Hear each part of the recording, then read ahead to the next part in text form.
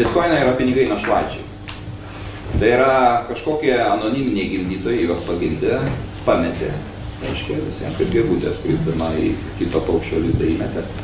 Ir dabar visi tais vaikučiai žavisi, čiupinėja, žiūri, kaip čia galima uždirbti.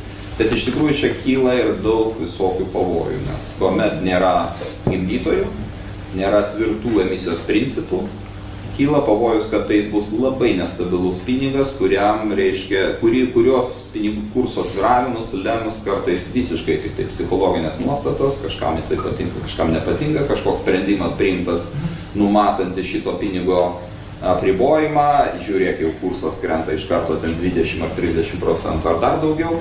Tai aš nežinau, mes norėtumėm gyventi tokiam pasauliu, kuriame pinigų kursas svyruoja kiekvieną dieną ir ne po 0,1% dalis, o po 20-30%. Taip, bet yra žmonių, kurie tikslingai ties to dirba. Taip, yra žmonių ir aš sveikinu juos, taip sakant, jie gyvena šitam pasaulyje, jie žino, ko jie nori, jie galbūt ir uždirba gražius pinigus, bet aš neskatinčiau jūsų dabar visų pulti šitą. Bet ar tai nėra grėsmė pinigų politikai, bendrai? Kol kas ne, ir dėl labai paprastos priežasties. Mes paskaičiavome, kokią dalį bitkoino apyvarta sudaro nuo tų klasikinių pinigų apyvartos, tų pačių Amerikos dolerių, tai išėjo, man atrodo, 0,08%. Kol tai nėra bent kokie 5%, konkurencijos su rimtaisiais tradiciniais pinigais tikrai nėra. O bitkoinų, matote, emisijos arba tas reikšmingumas santykinis, jisai praktiškai iš esmės priklauso tik tai nuo kurso. Nes iš esmės emisija tai įkalta.